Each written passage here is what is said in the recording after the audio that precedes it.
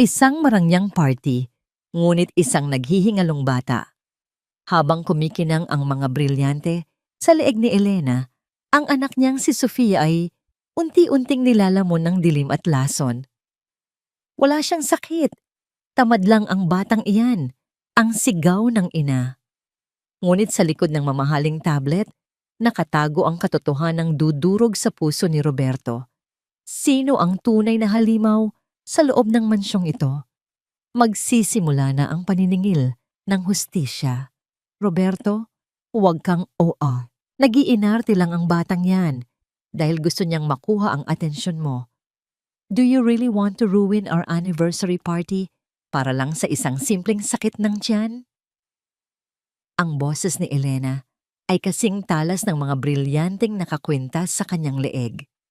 Wala ni bakas ng pag-aalala sa kanyang mukha na perpektong inayusan para sa gabing iyon. Sa gitna ng malawak at marangyang silid, nakatayo si Roberto habang suot ang kanyang mamahaling tuxedo, ngunit ang kanyang mga kamay ay nanginginig sa matinding takot. Sa kanyang harapan, ang kanilang 6 na taong gulang na anak na si Sofia ay nakabaluktot sa ibabaw ng kama, namumutla, at ang pawis ay tila mga butil ng perlas na gumugulong sa kanyang noo. Taliwas sa kislap ng mga suot ni Elena at sa bango ng pinakamahaling pabango na humahalimuyak sa buong mansyon, ang amoy ng sakit at panghihina ang nangingibabaw sa loob ng kwartong iyon. Sa labas ng pinto, naririnig ang malakas na tawanan ng mga bisita at ang marahang himig ng biolin na nagbibigay buhay sa kanilang anibersaryo. Ngunit para kay Roberto, ang bawat nota ng musika ay tila isang saksak sa kanyang dibdib, habang ang lahat ay nagdiriwang sa tagumpay ng kanyang kumpanya. Ang kanyang kaisa-isang anak ay tila unti-unting nauubos ang buhay sa kanyang harapan. Lumapit si Roberto at marahang hinaplos ang pisngi ni Sofia. Nag-aapoy ito sa lagnat. Ang maliliit na daliri ng bata ay mahigpit na nakakapit sa laylayan ng kumot. Tila doon lamang siya kumukuha ng lakas para hindi tuluyang mawalan ng malay. Ang bawat paghinga ni Sofia ay mabigat, hirap na hirap, at may kasamang mahinang ungol na sapat na upang durugin ang puso ng sinumang ama. Elena, look at her. She's burning up. 2 araw na raw itong ininda ni Sofia ayon kay Yaya Loring, pero bakit ngayon ko lang nalaman? Bakit hindi mo sinabi sa akin? Ang tanong ni Roberto ay puno ng pait at pagsisisi. Isang malamig na tawa ang pinakawalan ni Elena habang inaayos ang kanyang lipstick sa harap ng salamin. God, Roberto, you're so dramatic. I told you she's fine. Binigyan ko na siya ng vitamins niya kaya makakatulog din yan. Stop acting like a martyr, father. Ang daming VIP guests sa ibaba. And you're here worrying about a minor fever. Mag-ayos ka na at bumaba na tayo. Hindi na nakasagot si Roberto. Sa sandaling iyon, ang kanyang paningin ay nakatutok lamang sa mga mata ni Sofia na bahagyang dumilat. Ang mga matang iyon, na dati ay puno ng kislap at tuwa, ngayon ay tila isang malabong bintana ng matinding paghihirap. Ang maliit na kamay ng bata ay dahan-dahang gumapang patungo sa kamay ng kanyang ama. Nang maglapat ang kanilang balat, naramdaman ni Roberto ang panginginig ng buong katawan ni Sofia. Isang matinding bugso ng emosyon ang humagupit sa kalooban ni Roberto. Ang kanyang puso ay tila pinipiga ng isang hindi nakikitang kamay. Paano niya hinayaang mangyari ito? Sa paghahabol niya sa mga milyong kontrata at pagpapalaki ng kanyang imperyo, nakalimutan niyang ang pinakamahalagang kayamanan niya ay nagdurusa sa ilalim ng kanyang sariling bubong. Ang karangyaang nakapaligid sa kanila, ang mga gintong palamuti, ang mga kristal na chandelier, at ang malalambot na carpet ay biglang nagmukhang isang malamig na bilangguan. Walang salitang binuhat ni Roberto ang anak. Hindi niya pinansin ang galit na sigaw ni Elena nang makita nitong nababasa ng pawis ng bata ang kanyang tuxedo. Mabilis ang kanyang mga hakbang palabas ng silid. Binabagtas ang mahabang pasilyo ng mansyon na tila isang taong tumatakas mula sa isang naglalagablab na apoy. Sa bawat yabag ng kanyang sapatos sa sahig, Tila sumasabay ang mabilis na tibok ng kanyang puso na puno ng panalangin. Nang makalabas sila ng mansyon, sinalubong sila ng malakas na buhos ng ulan. Ang langit ay tila nakikiramay sa bigat ng nararamdaman ni Roberto. Isinakay niya si Sofia sa loob ng sasakyan at mabilis na pinaandar ito patungo sa pinakamalapit na ospital. Ang mga ilaw ng kalsada ay tila mga malabong guhit sa gitna ng kanyang mga luhang pilit niyang pinipigilan. Sa kanyang tabi, ang bata ay wala ng imik. Ang tanging maririnig lamang ay ang mababaw na paghinga nito na tila isang kandilang malapit ng mapundi. Pagdating sa emergency room, ang paligid ay nabalot ng tensyon. Ang amoy ng gamot at ang lamig ng aircon ay tila nagpapatindi sa pangangatog ng tuhod ni Roberto. Pinanood niya kung paano itinakbo ng mga nurse si Sofia sa loob ng ICU. Ang bawat segundo ng paghihintay sa labas ng pintong iyon ay tila isang habambuhay na parusa. Ang kanyang isip ay bumabalik sa mga sandaling abala siya sa trabaho habang ang kanyang anak ay malamang na tumatawag sa kanyang pangalan sa gitna ng sakit. Makalipas ang ilang oras na tila walang katapusan, lumabas ang isang doktor. Ang mukha nito ay seryoso at may bakas ng pagtataka. May hawak siyang isang maliit na botelya ng gamot na kinuha mula sa mga gamit ni Sofia. "Kayo po ba ang ama?" tanong ng doktor. Tumango si Roberto, hindi makapagsalita dahil sa bara sa kanyang lalamunan. Itinaas ng doktor ang botelya.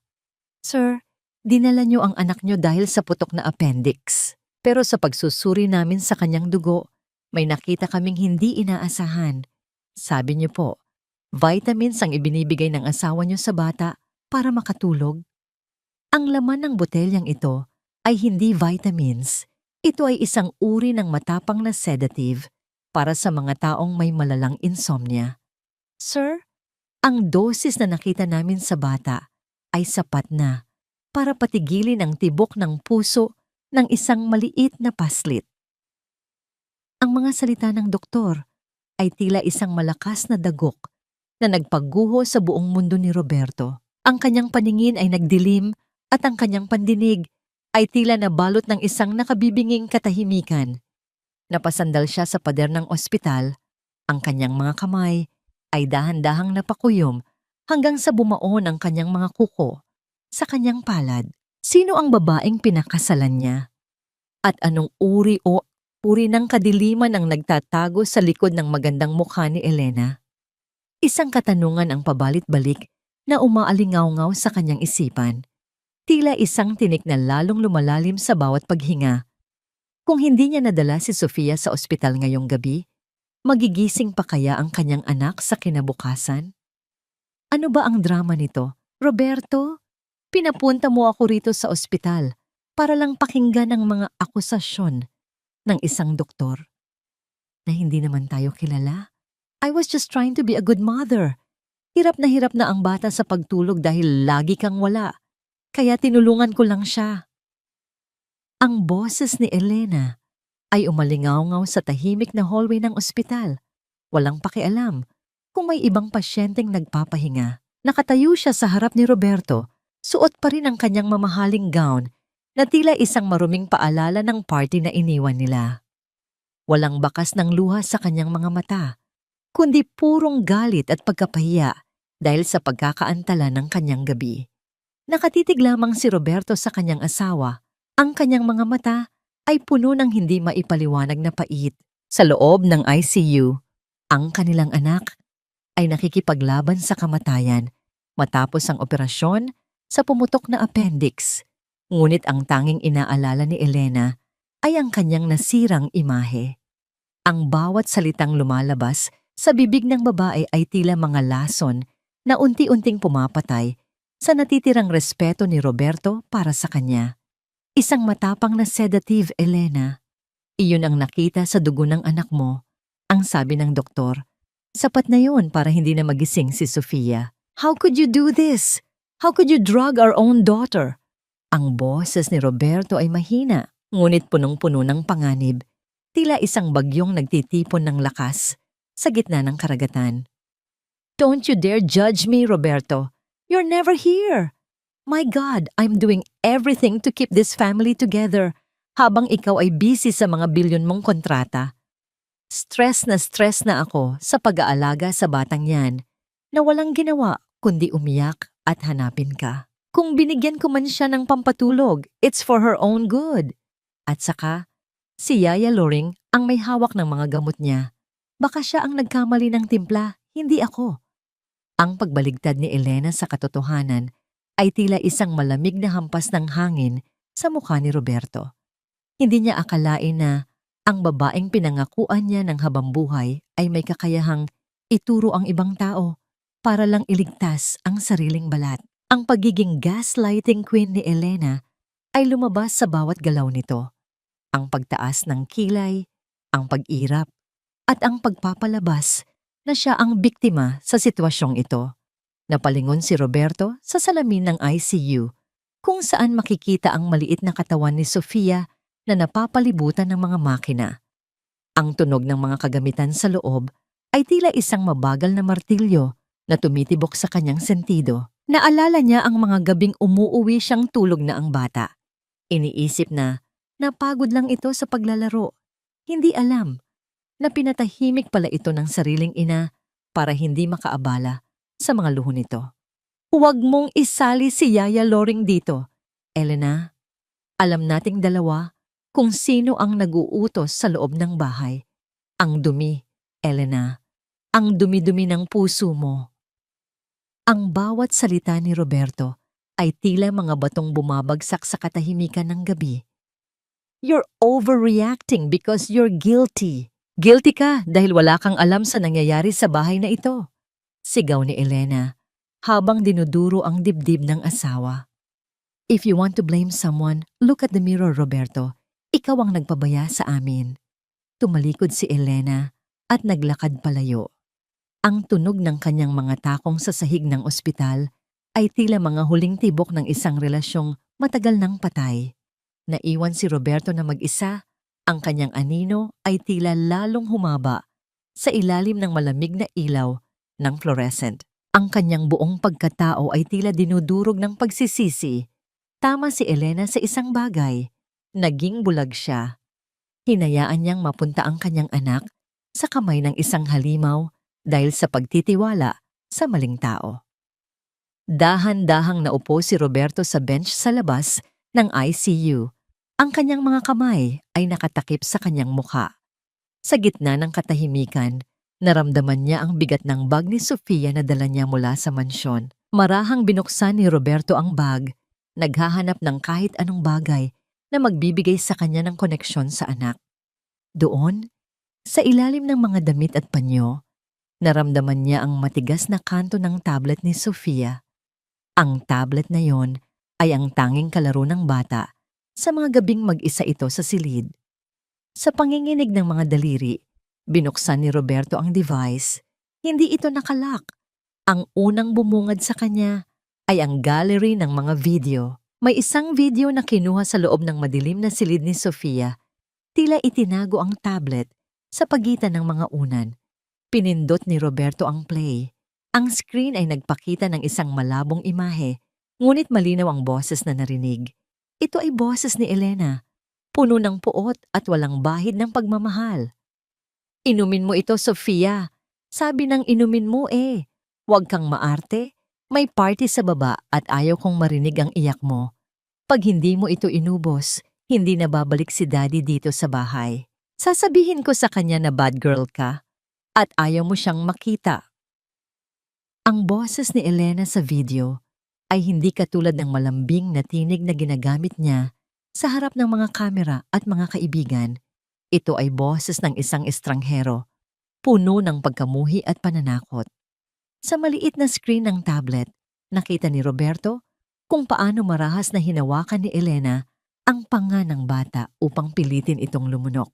Ang mga mata ni Sofia ay punong-puno ng takot. Ang kanyang maliliit na balikat ay nanginginig sa bawat hikbi na pilit niyang pinipigilan dahil sa takot na lalong magalit ang kanyang ina. Ang bawat patak ng luha ni Sofia sa video ay tila kumukulong asero na ibinuhos sa kaluluwa ni Roberto. Napasandal siya sa malamig na pader ng ospital. Ang kanyang hininga ay naging mabilis at mabigat. Hindi niya akalain na ang tablet na binili niya para sa libangan ng anak ay magiging saksi sa isang krimeng nagaganap sa loob mismo ng kanyang tahanan. Ang katotohanan ay tila isang malakas na sampal na nag-iwan ng marka hindi sa kanyang mukha, kundi sa kanyang buong pagkatao bilang isang ama. Hindi pa natatapos ang video nang biglang lumitaw ang isang notification sa itaas ng screen. Ito ay isang mensahe mula sa isang hindi kilalang numero. "The pills are working, right? Siguraduhin mong mahimbing ang tulog ng bata para hindi siya makaabala sa mga plano natin. The doctor I paid is already preparing the fake diagnosis. Your husband will believe that Sophia has a psychological condition and he will never suspect you." Tila tumigil ang pag-ikot ng mundo para kay Roberto. Ang pagtataksil ni Elena ay hindi lamang hanggang sa pagpapabaya sa anak. Meron itong mas malalim at mas madilim na sabwatan. Nais nilang palabasing may sakit sa isip ang bata upang magkaroon ng dahilan si Elena na kontrolin ang lahat. Ang atensyon ni Roberto, ang kanyang pera, at ang kinabukasan ng kanilang pamilya. Habang nakatitig sa screen, naramdaman ni Roberto ang init ng galit na nagmumula sa kanyang dibdib patungo sa kanyang mga kamao. Ang pagmamahal na dati niyang nararamdaman para kay Elena ay tuluyan ng natunaw, pinalitan ng isang matinding determinasyon na protektahan ang kanyang anak sa anumang paraan. Ngunit sa gitna ng kanyang galit, isang malamig na takot ang bumalot sa kanya. Kung nagawa ni Elena na bayaran ng isang doktor at gumawa ng ganitong klasing plano, sino pa ang kasabwat niya? Gaano kalawak ang network ng mga kasinungalingang itinayo ni Elena sa paligid niya? Dahan-dahang inilagay ni Roberto ang tablet sa loob ng kanyang taksido. Sa sandaling iyon, ang marangyang kasuotan na kanyang suot ay hindi na simbolo ng kanyang yaman, kundi isang mabigat na baluti para sa gerang kailangan niyang harapin. Tumingin siya sa pintuan ng ICU kung saan mahimbing na natutulog si Sofia, walang malay sa bagyong paparating. "Patawarin mo ako, anak," bulong ni Roberto sa hangin. Ang kanyang boses ay basag sa emosyon. "Hinding-hindi ko nahahayaang saktan kanya muli. Kahit ubusin ko ang lahat ng meron ako, sisiguraduhin kong magbabayad sila." Paalis na sana si Roberto nang marinig niya ang tunog ng mga yabag ng sapatos na papalapit sa kanyang kinaroroonan. Ito ay mabilis at tila nagmamadali. Nang lumingon siya, nakita niya si Elena na bumalik. Ang kanyang mukha ay hindi na galit, kundi puno ng pagkabalisa. Ang kanyang mga mata ay agad na naghahanap sa mga kamay ni Roberto. Tila may hinahanap na mahalagang bagay na kanyang nakalimutan. "Roberto!" Hinggal na tawag ni Elena. Ang kanyang boses ay tila bumalik sa pagiging malambing, ngunit may halong kaba. I think I left Sophia's tablet in her bag. Give it to me. I need to update her learning apps para hindi siya mabagot paggising niya." Napatitig si Roberto sa mga mata ng kanyang asawa. Doon, sa kabila ng magandang anyo nito, nakita niya sa unang pagkakataon ang isang mapanganib na mandaragit na nagkukubli sa likod ng maskara ng isang mapagmahal na ina. Ang katahimikan sa pagitan nila ay tila isang lubid na unti-unting napuputol. "Bakit, Elena?" tanong ni Roberto. Ang kanyang boses ay kasing lamig ng yelo sa gitna ng taglamig. "Mayroon ka bang gustong itago sa akin na nasa loob ng tablet na ito?" Nanlaki ang mga mata ni Elena at sa isang saglit, ang kanyang mukha ay nawalan ng kulay. Ang kanyang mga labi ay nanginig at ang kanyang kamay ay dahan-dahang tumaas upang hawakan ang kanyang kwintas, isang senyales ng matinding kaba na hindi niya kayang itago. "Ano bang sinasabi mo?" Pilit na tawa ni Elena, ngunit ang kanyang mga mata ay puno ng panganib. "It's just a tablet, Roberto. Give it to me. Now." Sa sandaling iyon, Alam ni Roberto na ang laban ay hindi na lamang tungkol sa kalusugan ni Sofia. Ito ay naging isang madugong labanan para sa katotohanan at ang tablet na hawak niya ang siyang magiging susi sa paglaya o sa tuluyang pagkawasak ng kanilang pamilya. Ay delete mo ang kung anumang nakita mo riyan, Roberto. You are invading my privacy. Hindi mo alam ang hirap ko, hindi mo alam ang sakripisyo ko para maging perpekto ang pamilyang ito. Ang boses ni Elena ay tila isang mabalasik na bulong sa gitna ng malamig na hallway ng ospital. Ang kanyang mga mata, na dati ay puno ng mapanlinlang na ganda, ngayon ay nanlilisik sa takot at desperasyon. Sinubukan niyang abutin ang tablet mula sa kamay ni Roberto. Ang kanyang mga daliri na may mahahabang kuko ay tila mga kuko ng isang ibon na handang kumalmot upang makuha ang biktima nito. Ngunit sa isang mabilis na pagkilos, iniwas ni Roberto ang device at hinawakan ng mahigpit ang braso ni Elena. Sapat na upang mapatigil ito, ngunit hindi upang saktan. Privacy? Ang boses ni Roberto ay gumaralgal sa matinding hinagpis. Private ba ang unti-unting pagpatay sa sarili mong anak sa loob ng sarili nating bahay? Private ba ang pagbayad sa doktor para magsinungaling sa akin? Elena, nakita ko ang lahat. Narinig ko ang bawat pananakot mo kay Sofia habang wala ako. Napako sa kinatatayuan si Elena. Ang kanyang paghinga ay naging mababaw at mabilis, at ang kanyang panga ay nanginig. Sa unang pagkakataon sa loob ng maraming taon, ang kanyang maskara ng pagiging perpektong asawa ay tuluyan ng nadurog, na tila isang kristal na bumagsak sa matigas na semento at nagkapira-piraso. Hindi siya makapagsalita. Ang kanyang dila ay tila naging bato sa harap ng katotohanang hindi na niya kayang baligtarin. Hindi pinansin ni Roberto ang pananahimik ng asawa. Dahan-dahan siyang naupo sa isang tabi, ang kanyang mga mata ay muling tumutok sa screen ng tablet. Sa tabi ng gallery ng mga video, may isang icon ng isang maliit na diary app na may disenyong makulay at pambata. Sa panginginig ng mga daliri, binuksan ni Roberto ang huling entry na isinulat ni Sofia 3 araw bago ito itakbo sa ospital. Ang mga salita ay simple, may mga maling baybay pa, ngunit bawat titik ay tila isang punyal na itinusok sa puso ni Roberto. Dear Lord, masakit po ang tiyan ko. Sabi ni Mommy, wag po ako iyak kasi magagalit si Daddy. Lord, please tell Daddy I'm a good girl so he stays home. Ayoko na po ng vitamins na mapait. Gusto ko lang po ng hug ni Papa. Isang mabigat na hikbi ang kumawala sa dibdib ni Roberto. Ang kanyang paningin ay lumabo dahil sa mga luhang hindi na niya kayang pigilin.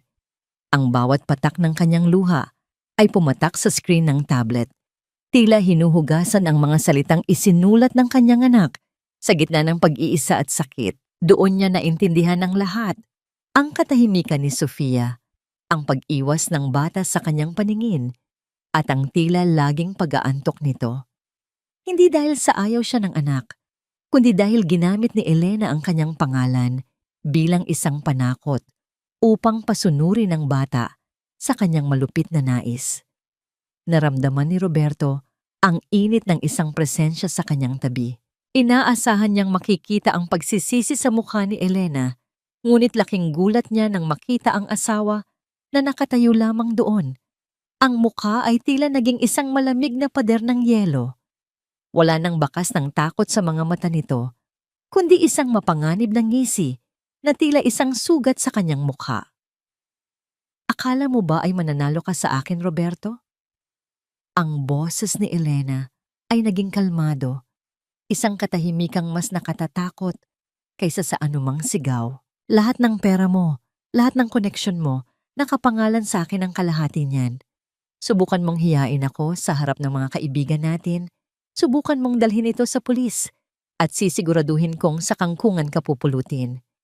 I will tell the world that you are an absentee father, na ikaw ang dahilan kung bakit nagka-trauma ang bata. Sino ang papaniwalaan nila? Ang isang sikat na socialite na laging kasama ang anak sa bawat event?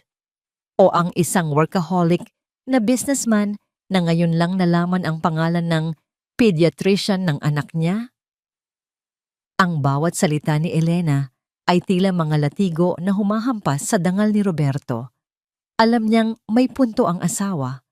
Sa mata ng publiko, si Elena ang larawan ng isang mapagmahal na ina. Laging nakapost ang kanilang mga litrato sa social media. Laging magkasama sa mga charity event. Ang lahat ng yon ay isang matalinong paghahanda para sa sandaling ito. Hindi ko kailangan ng pera, Elena. Hindi ko kailangan ng reputasyon.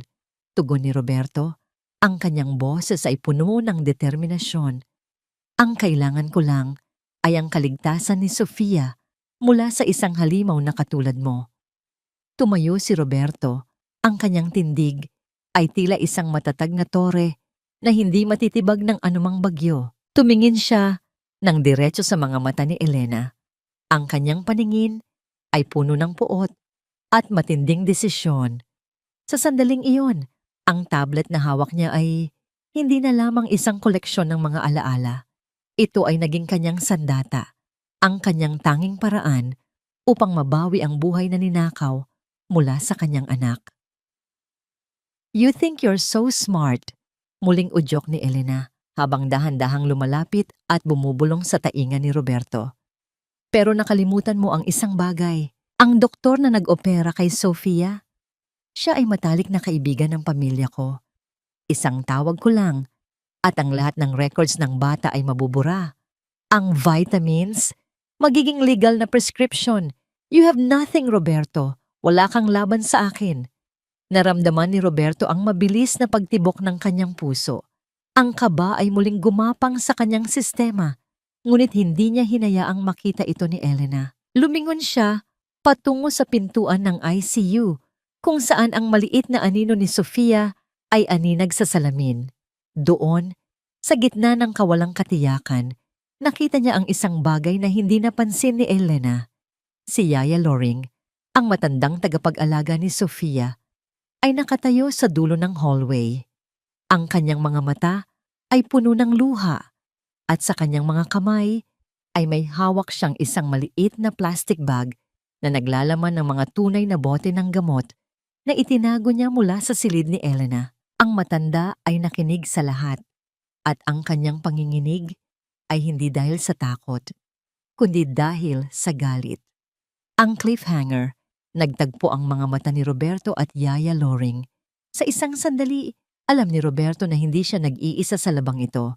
Ngunit bago pa siya makakilos patungo sa matanda, dalawang lalaking naka-uniforme ng security ng ospital na tila kanina pa nagmamasid sa utos ni Elena, ang mabilis na lumapit kay Yaya Loring at hinawakan ito sa magkabilang braso. Bitawan niyo ako. Roberto, ang mga gamot! Nasa akin ang sigaw ni Yaya Loring ay agad na naputol ng takpan ng isa sa mga lalaki ang kanyang bibig. Napatitig si Roberto sa asawa. Ang nangisi ni Elena ay lalong lumapad. Sabi ko sa iyo, Roberto, sa mansyong ito at kahit sa ospital na ito, ako ang masusunod. Now, ibigay mo sa akin ang tablet o hinding-hindi mo na makikita ang Yaya na itinuturing mong pamilya. Bitawan niyo siya. Roberto, ang mga gamot, nasa akin ang sigaw ni Yaya Loring ay agad na naging isang maralgal na pagsamo nang marahas na takpan ng isa sa mga gwardya ang kanyang bibig. Ang matanda ay nagpupumiglas, ang kanyang mga luhang puno ng katapatan ay gumugulong sa kulubot niyang mga pisngi habang pilit siyang kinakaladkad palayo sa gitna ng malamig na hallway.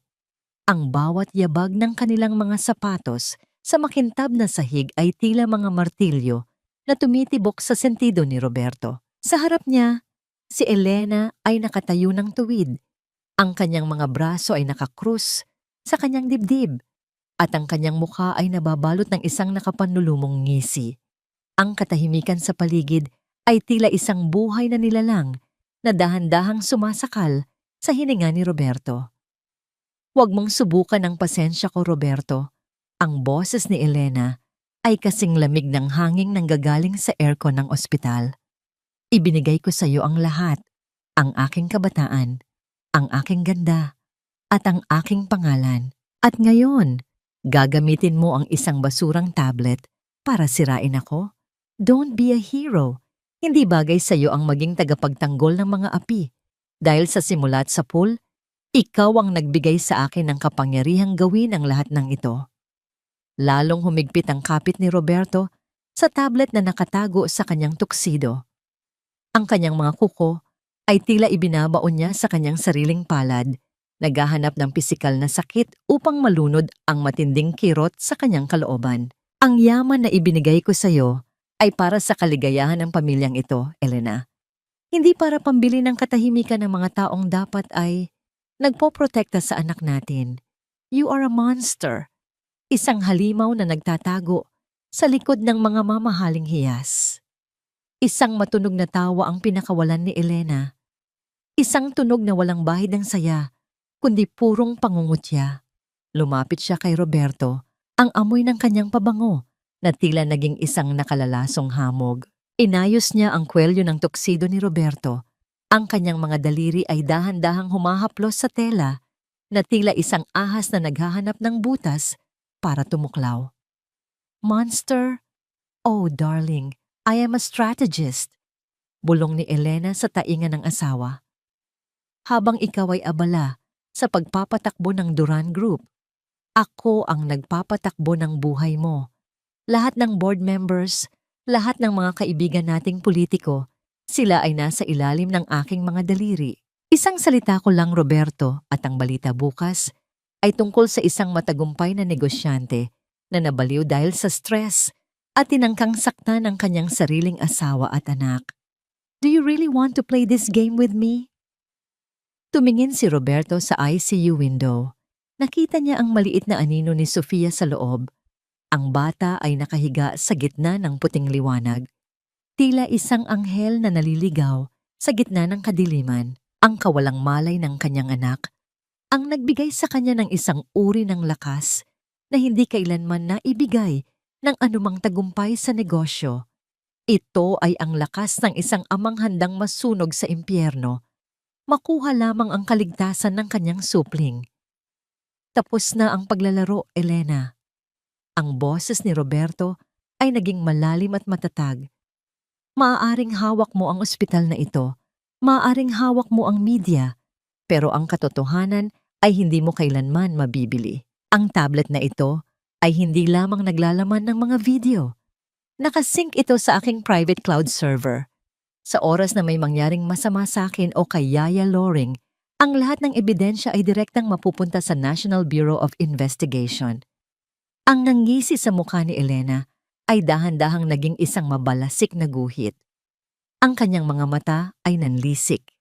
At sa unang pagkakataon, nakita ni Roberto ang tunay na takot sa likod ng mga itim na balintataw ng kanyang asawa. Ang kanyang paghinga ay naging mabilis at ang kanyang mga kamay ay nanginginig sa galit. You wouldn't dare, banta ni Elena. Ang kanyang boses ay tila isang gumaralgal na kalos ng bakal. Subukan mo ako, hamon ni Roberto. Ngunit bago pa makasagot si Elena, ang katahimikan ng hallway ay muling nabasag. Ang tunog ng mabilis na mga hakbang ng mga sapatos na balat ay umalingaw-ngaw mula sa dulo ng pasilyo. Isang lalaking nakasuot ng mamahaling barong, may dalang leather briefcase at may aura ng isang taong hindi tumatanggap ng pagkatalo ang papalapit sa kanila. Kasunod niya ang dalawa pang lalaking nakasuot na tila mga bantay. Attorney Villafuerte, bati ni Elena, ang kanyang boses ay agad na nagbago, patungo sa isang mapanlinlang na kagalakan. Salamat at dumating ka. Ang abogado ay huminto sa harap ni Roberto. Wala itong natong-ngiti, kundi isang malamig na profesionalismo na tila isang talim ng kutsilyo. Inilabas niya ang isang dokumento mula sa kanyang bag at iniabot ito kay Roberto. Mr. Duran, ang boses ng abogado ay walang emosyon. I am here on behalf of Mrs. Elena Duran. Ang dokumentong hawak niyo ay isang temporary restraining order na nilagdaan ng korte isang oras ang nakalilipas. Base sa medical records na isinumite ng inyong family doctor, kayo ay kinokonsiderang banta sa kaligtasan ng inyong asawa at anak dahil sa inyong unstable mental state. Nalaglag ang puso ni Roberto sa kanyang sikmura. Ang bawat salita ng abogado ay tila isang mabigat na kadena na pumupulupot sa kanyang katawan. Anong kasinungalingan ito? Sigaw ni Roberto, ang kanyang boses ay umaling-aungaw sa buong ward. Siya ang nananakit sa bata. Siya ang nagbibigay ng pampatulog. Sir, mayroon kaming mga testigo na magpapatunay na kayo ang may gawin ng pananakit sa loob ng tahanan. Patuloy ng abogado, habang ang mga gwardiya na kanina ay nakatayo lamang sa tabi, ay nagsimulang lumapit at pumalibot kay Roberto. At dahil sa utos ng korte, kayo ay pinagbabawalang lumapit sa loob ng 50 metro kay Mrs. Duran at sa inyong anak na si Sofia. Security, paki-escort na si Mr. Duran palabas ng pasilidad na ito. Napatitig si Roberto kay Elena. Ang babae ay dahan-dahang lumapit sa kanya. Ang kanyang mukha ay tila isang painting ng isang nagdadalamhating asawa sa harap ng mga gwardiya. Ngunit sa kanyang mga mata ay naroon ang tagumpay ng isang mandaragit. I'm so sorry, Roberto, madamdaming sabi ni Elena. Sapat na upang marinig ng mga nakapaligid. Sana ay gumaling ka na para muli tayong maging pamilya. Habang hinahawakan ng mga gwardiya ang mga braso ni Roberto upang kaladkarin siya palabas, lumingon siya sa huling pagkakataon sa ICU window. Doon, nakita niya ang isang nurse na pumasok sa loob ng silid ni Sofia. May dalang panibagong injection na may lamang malinaw na likido. Ang cliffhanger. Ang huling nakita ni Roberto bago siya tuluyang mailabas ng pasilyo ay ang pagngisi ni attorney. Villafuerte habang kinukuha ang tablet mula sa bulsa ng tuxedo ni Roberto na nahulog sa sahig sa gitna ng kaguluhan. Habang ang pinto ng elevator ay dahan-dahang nagsasara, ang tanging naiwan sa isip ni Roberto ay ang imahe ni Sofia na tila muling ituturok ng lason. At siya, ang tanging taong makapagliligtas sa kanya, ay itinuturing na ngayong isang kriminal sa mata ng batas. Huwag niyo akong hawakan, kaya kong lumakad ng mag-isa. Ang boses ni Roberto ay gumaralgal sa gitna ng malamig na ulan sa labas ng ospital. Halos itulak siya ng 2 gwardiya palabas ng malaking salaming pinto, dahilan upang mawalan siya ng balanse at mapaluhod sa basang semento. Ang ulan ay tila mga karayom na tumutusok sa kanyang balat. Ngunit ang lamig nito ay walang-wala kumpara sa yelong bumabalot sa kanyang puso. Sa kanyang likuran, ang marangyang gusali ng ospital ay tila isang naglalakihang kuta na nagtatago sa kanyang anak mula sa kanya. Pinanood ni Roberto ang paglayo ng mga guwardiya. Ang kanilang mga anino ay unti-unting naglalaho sa likod ng malabong salamin. Ang kanyang tuxedo na nagkakahalaga ng libo-libong piso ay punong-puno na ngayon ng putik at dumi.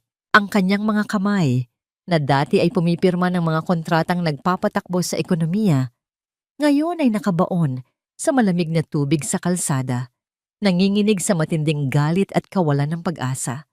Sa loob ng kanyang isipan, paulit-ulit na bumabalik ang huling imahe ni Sofia.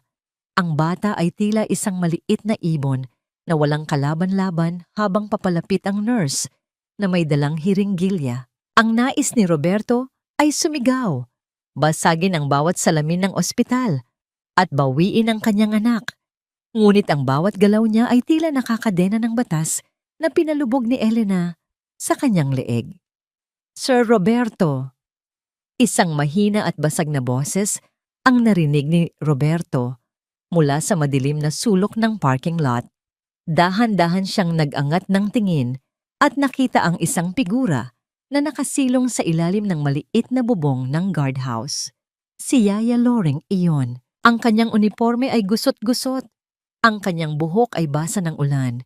At ang kanyang mga mata ay mugto sa labis na pag-iyak. Hawak niya ang kanyang maliit na bayong.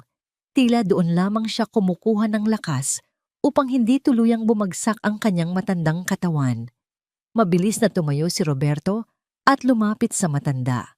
Ang bawat hakbang niya ay tila isang pag-akyat sa matarik na bundok. Yaya, anong ginawa nila sa inyo? Nasaan ang mga gamot na dala nyo? Nagsimulang manginig ang mga labi ni Yaya Loring. Kinuha nila, sir. Kinuha ng mga tauhan ni Ma'am Elena. Pinagbantaan nila ako. Sabi nila, kapag nagsalita pa ako, hindi na ako makakakita ng trabaho kahit saan. Pinalayas nila ako na parang aso. Ang bawat salita ng matanda ay tila isang dagdag na bigat sa krus na dinala ni Roberto. Ang katapatan ni Yaya Loring ay nagbayad ng kanyang dangal at kabuhayan. Niyakap ni Roberto ang matanda. Isang yakap ng 2 taong nawalan ng lahat sa loob lamang ng isang gabi. Sa gitna ng malakas na buhos ng ulan, ang tunog ng kanilang pagtangis ay tila isang dasal na pilit na humahanap ng daan patungo sa langit. I'm sorry, Yaya. Patawarin niyo ako dahil nadamay kayo sa kasamaang ito. Bulong ni Roberto, ang kanyang boses ay lunod sa pagsisisi. Sir, huwag niyo akong intindihin. Hikbi ng matanda habang dahan-dahang kumakala sa yakap. Ang isipin niyo ay si Sofia. Alam ko ang ginagawa ni Ma'am Elena. Hindi lang ito tungkol sa pampatulog. Noong nakaraang buwan, narinig ko siyang kausap ang isang lalaki sa telepono. Sinasabi niya na kailangan niyang makuha ang buong kontrol sa trust fund ni Sofia bago mag-7 taon ang bata. Napatigil si Roberto. Ang kanyang puso ay tila nakaramdam ng isang mabilis na pagtibok ng kaba. Ang trust fund ni Sofia ay naglalaman ng mga shares sa Duran Group na iniwan ng kanyang yumaong ama para sa apo nito. Ito ang dahilan kung bakit pilit na pinalalabas ni Elena na unstable ang bata. Upang siya ang maging legal guardian ng mga shares na yon at tuluyang mapatalsik si Roberto sa sarili nitong kumpanya. Alam niyo ba kung sino ang kausap niya, Yaya? Tanong ni Roberto. Ang kanyang mga mata ay nanlilisik na ngayon sa bagong impormasyon. Hindi ko po alam ang pangalan, sir. Pero lagi silang nagkikita sa isang lumang mansyon sa labas ng syudad. Tugon ni Yaya Loring habang may kinukuha sa kanyang bayong. Ito ay isang gusot na piraso ng papel. Isang resibo mula sa isang courier service na hindi sinasadyang nahulog ni Elena sa silid ni Sofia. Kinuha ni Roberto ang papel. Ang bawat titik na nakasulat doon ay tila isang liwanag sa gitna ng kadiliman. Ito ay isang address at ang pangalang nakasulat bilang receiver ay isang taong matagal na niyang kilala sa mundo ng negosyo, ang kanyang pinakamalaking karibal na si Julian Monteverde. Ang katotohanan ay tila isang kidlat na gumuhit sa madilim na langit ng isipan ni Roberto. Hindi lamang ito drama ng pamilya. Ito ay isang planadong pag-atake sa kanyang buhay at sa kinabukasan ng kanyang anak. Si Elena ay nakikipagsabwatan sa kanyang kaaway upang ubusin siya. Yaya, kailangan nating umalis dito. Determinadong sabi ni Roberto. Dadalhin ko kayo sa isang ligtas na lugar. Hindi pa tapos ang laban na ito. Kung akala ni Elena ay nakuha na niya ang lahat, nagkakamali siya. Ngayon, hindi na lang ako lalaban bilang isang negosyante. Lalaban ako bilang isang ama. Isinakay ni Roberto si Yaya Loring sa kanyang sasakyan. Habang papaandar ang makina, tila may naramdaman si Roberto na kakaiba. Lumingon siya sa kanyang side mirror at nakita ang isang itim na van na nakaparada hindi kalayuan sa kanila. Ang salamin ng van ay madilim, ngunit sa isang saglit, nakita ni Roberto ang isang maliit na kislap ng liwanag mula sa loob. Tila isang lens ng kamera na kumuha ng kanilang litrato. Ang cliffhanger. Sa gitna ng ulan, ang itim na van ay dahan-dahang umandar at sumunod sa kanila. Hindi alam ni Roberto na sa mga sandaling iyon, ang litrato nila ni Yaya Loring na tila nagtatago at nagpaplano ay direktang ipinapadala sa social media team ni Elena. Sa loob ng mansyon, habang nakatitig si Elena sa screen ng kanyang phone, isang malupit na ngiti ang sumilay sa kanyang mga labi. Look at them, attorney. Villafuerte! Wika ni Elena habang hinahaplos ang kanyang buhok, ang abusive husband at ang kanyang witness. Bukas ng umaga, sisiguraduhin nating wala nang maniniwala sa kahit anong salitang lalabas sa bibig nila. Simulan na ang phase 2 ng plano. Ang sikat ng araw na pumasok sa bintana ng maliit na silid ay hindi nagdala ng pag-asa kay Roberto, kundi isang masakit na paalala ng malupit na realidad. Ang bawat pagtunog ng kanyang telepono ay tila isang mabilis na tibok ng kaba sa kanyang dibdib. Bawat mensahe ay isang lason na unti-unting sumisira sa kanyang pangalan. Sa screen ng kanyang cellphone, nakita niya ang kanyang sariling mukha. Magulo ang buhok, basa ng ulan at mukhang desperado, na may titulong, "Milyonaryong abusado, tinangkang itana ng yaya matapos saktan ang anak." Ang phase 2 ni Elena ay nagsimula na ng may bagsik na hindi inasahan ni Roberto. Ang mga litrato nila ni Yaya Loring sa parking lot kagabi ay ginamit upang palabasin na mayroon silang lihim na ugnayan at balak nilang itago ang bata mula sa mapagmahal nitong ina. Sa loob lamang ng ilang oras, ang buong bansa ay naging hurado at si Roberto ang nahatulan ng walang paglilitis. "Sir Roberto, huwag po kayong tumingin sa mga yan," bulong ni Yaya Loring habang inilalapag ang isang basong tubig sa lamesa. "Alam ng Diyos ang totoo, hindi po kayo pababayaan." Napahilot si Roberto sa kanyang sentido. Ang kanyang lalamunan ay tuyong-tuyo at ang bawat lunok niya ay tila may kasamang bubog. "Hindi lang ako ang sinisira nila, Yaya. Dinudumhan nila ang alaala ng pamilya ko. At ang mas masakit, habang nagkakagulo ang mundo sa labas, si Sofia ay nananatili sa kamay ng babaeng iyon." Hindi na nakasagot ang matanda dahil ang telebisyon sa sulok ng silid ay nagpakita ng isang live broadcast. Naroon si Elena, nakasuot ng simpleng puting damit, walang alahas at may mga matang tila pagod sa pag-iyak. Nakaupo siya sa isang tanyag na morning talk show. Hawak ang isang panyo na dahan-dahan niyang idinadampi sa kanyang mga mata. "I just want my daughter to be safe." Hikbi ni Elena sa harap ng camera. Roberto is a good provider, but the pressure of the business changed him. Naging marahas siya. He started seeing our nanny behind my back at nang malaman ko, doon na nagsimula ang lahat. "I am begging you, Roberto, kung nasaan ka man, please let us heal. Huwag mo nang saktan si Sofia." Isang matinding bugso ng galit ang humagupit sa kalooban ni Roberto. Ang pagiging gaslighting queen ni Elena ay umabot na sa rurok nito. Ang bawat salita, ang bawat buntong hininga ay isang planadong pag-arte na nakuha ang simpatiya ng bawat nanonood.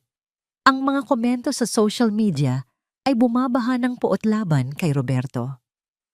"Kailangan nating pumunta sa kumpanya," determinadong sabi ni Roberto. "Hindi ko hahayaang gamitin niya ang Duran Group para sa kanyang pansariling interes."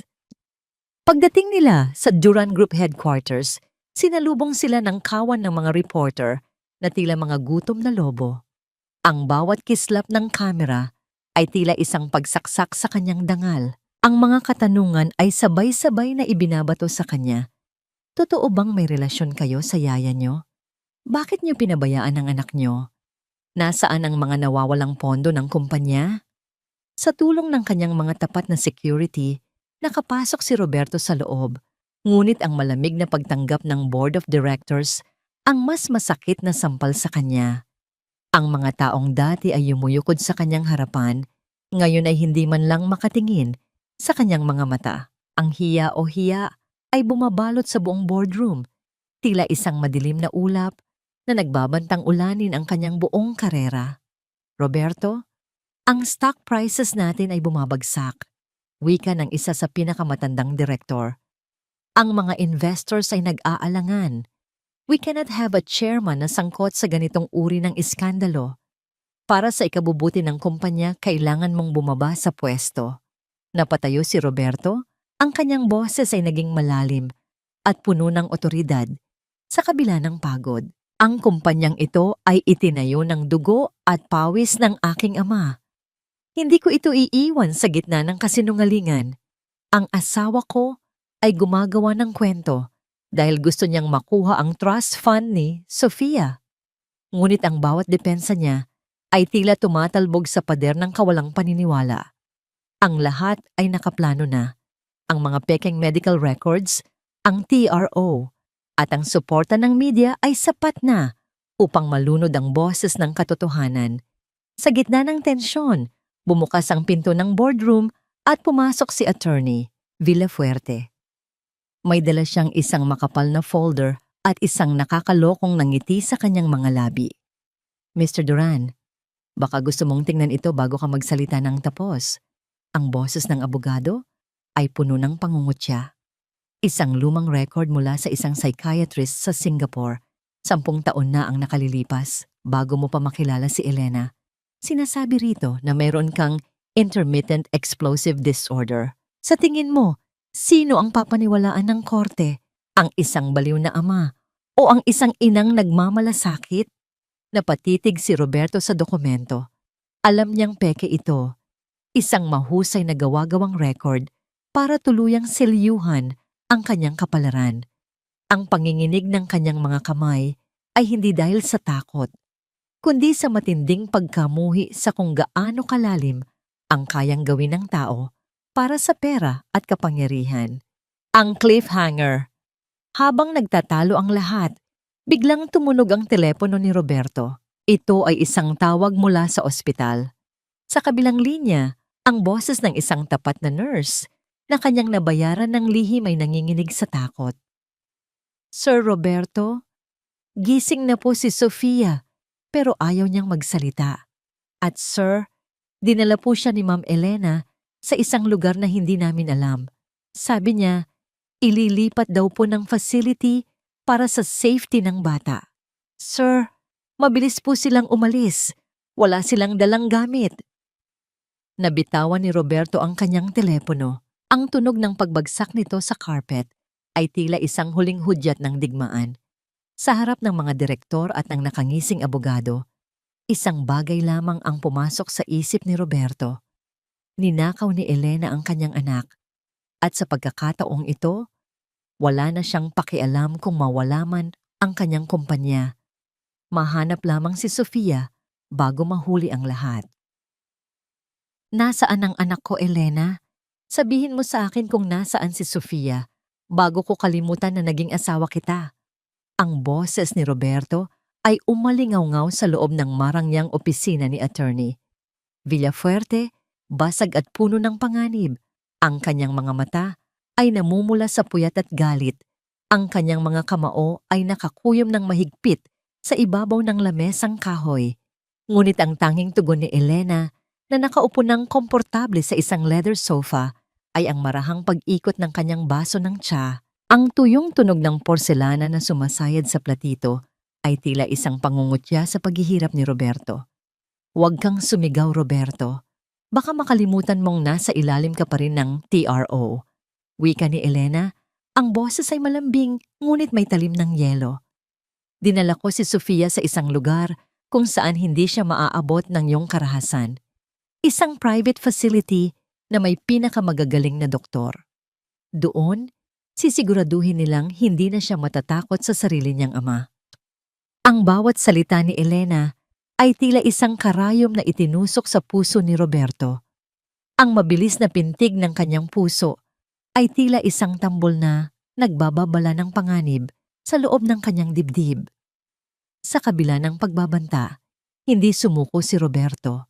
Sa tulong ni Yaya Luring at ng ilang tapat na tauhan na hindi nasilaw sa pera ni Elena, natuntun niya ang kinaroroonan ng anak, isang liblib na rest house sa Tagaytay na pagmamay-ari ng pamilya Monteverde. Nang marating ni Roberto ang lugar, sinalubong siya ng katahimikan ng madaling araw. Ang malamig na hangin ay humahampas sa kanyang mukha, dala ang amoy ng mga pine trees at basang lupa. Walang gwardiya, walang ingay, kundi ang mahinang huni ng mga kuliglig. Dahan-dahan niyang binagtas ang madilim na pasilyo ng bahay hanggang sa marating niya ang isang silid sa dulo. Doon, sa ilalim ng malabong ilaw ng lampshade, nakita niya si Sofia. Ang bata ay nakaupo sa kama, nakasandal sa mga puting unan. Ang kanyang katawan ay tila lalong lumiit. Ang kanyang balat ay maputla at may mga itim na bilog sa ilalim ng kanyang mga mata.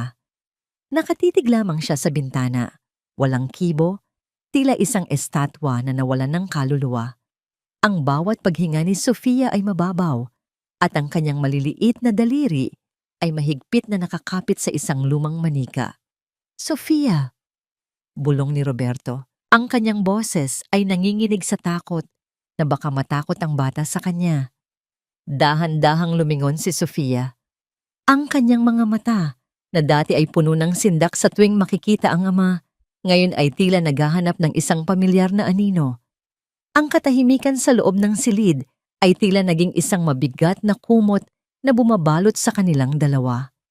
Lumapit si Roberto ng napakabagal, tila bawat hakbang niya ay isang pagtapak sa manipis na yelo na baka biglang mabasag. Ang kanyang mga tuhod ay nanginginig at ang bigat sa kanyang dibdib ay tila isang malaking bato na humaharang sa kanyang paghinga. Hindi siya makapaniwala na sa gitna ng karangyaan ng mansyong ito, ang kanyang anak ay tila isang ligaw na kaluluwa na nakalimutan na kung paano ngumiti. Nang maramdaman ni Sofia ang presensya ng tao, bahagyang nangatal ang kanyang maliliit na balikat. Mahigpit niyang niyakap ang kanyang manika at isiniksik ang kanyang sarili sa kanto ng kama. Ang kanyang mga mata ay nanlaki sa takot.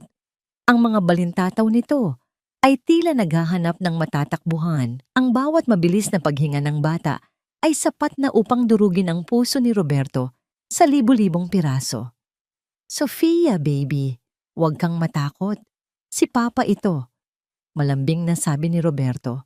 Ang kanyang boses ay basag, puno ng pagsisamo at pagmamahal na matagal niyang hindi na ipadama sa anak.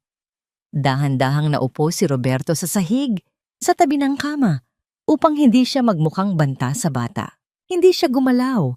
Hinayaan lang niyang masanay si Sofia sa kanyang presensya. Sa gitna ng katahimikan ng madaling araw, sinimulan ni Roberto ang paghimig ng isang pamilyar na kanta.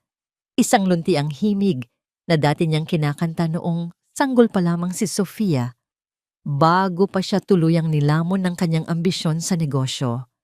Ang marahang tunog ng boses ni Roberto ay tila isang haplos ng mainit na hangin sa gitna ng ginaw ng Tagaytay. Unti-unting kumalma ang paghinga ni Sofia. Ang kanyang mahigpit na pagkakahawak sa manika ay dahan-dahang lumuwag. Tumingin siya kay Roberto. Ang kanyang mga mata ay puno ng pagtataka at isang uri ng pangungulila na hindi kayang ipaliwanag ng salita. Papa? Isang napakahinang bulong ang kumawala sa mga labi ni Sofia. Ang boses nito ay tila isang marupok na sinulid na anumang oras ay maaring maputol. Naramdaman ni Roberto ang pagdaloy ng mainit na luha sa kanyang mga pisngi. Ito na ang sandaling pinakahihintay niya. Ang muling pagkilala ng kanyang anak sa kanya. Hindi bilang isang mabalasik na figura sa bahay, kundi bilang isang kanlungan. Inabot niya ang kanyang kamay. Ang mga daliri ay nanginginig. At sa unang pagkakataon, hindi lumayo si Sofia. Sa halip, ang maliit na kamay ng bata ay dahan-dahang lumapit at humawak sa hintuturo ni Roberto. Ang haplos na yon ay tila isang kuryenteng gumising sa natutulog na kaluluwa ni Roberto. Ang golden moment na ito ay tila tumigil ang pag-ikot ng mundo. Sapat na upang malunod ang lahat ng ingay ng iskandalo at kasinungalingan sa labas. Niyakap niya ng bahagya ang anak at sa sandaling iyon, naramdaman niya ang pagpatak ng luha ni Sofia sa kanyang balikat. I'm here, Sofia. I'm never leaving you again. Pangako yan ni Papa. Bulong ni Roberto habang hinahaplos ang magulong buhok ng bata. Ngunit sa gitna ng kanilang madamdaming pagtatagpo, ang paningin ni Roberto ay nahagip ang isang bagay sa ibabaw ng side table ni Sofia. Ito ay isang mamahaling laptop na nakabukas pa ang screen. Mukhang naiwan ito ni Elena sa kanyang huling pagbisita dahil sa pagmamadali. Dahan-dahang binuhat ni Roberto ang laptop habang nananatiling nakasandal si Sofia sa kanyang dibdib. Ang nakita niya sa screen ay nagpatigas sa kanyang buong katawan. Hindi lamang ito tungkol sa trust fund ni Sofia. Ang mga dokumentong nakabukas ay mga deed of sale para sa lahat ng ari-arian ng Duran Group sa ibang bansa. Ang mga lupain, ang mga investment, at maging ang kanilang ancestral house. Lahat ng ito ay ibinebenta ni Elena sa ilalim ng pangalan ni Julian Monteverde sa presyong halos libre. Binubura ni Elena ang lahat ng bakas ng yaman ng mga Duran upang kapag natapos ang laban sa korte, wala nang matitira kay Roberto kundi isang baul ng utang at isang pangalang wala ng halaga. Napatayo si Roberto. Ang kanyang mukha ay nabalot ng isang matinding determinasyon. Ang bawat segundong lumilipas ay tila isang hakbang ni Elena patungo sa tuluyang pagtakas. Narinig niya ang tunog ng makina ng isang sasakyan mula sa ibaba ng rest house. Ang ilaw nito ay panandaliang tumama sa bintana ng silid. Nalaman ni Roberto na hindi lang ang kanyang anak ang ninanakaw ni Elena, kundi ang mismong kinabukasan na dapat ay ipapamana niya kay Sofia. Kailangan niyang kumilos ng mabilis bago tuluyang maitakas ni Elena ang mga huling piraso ng kanilang buhay.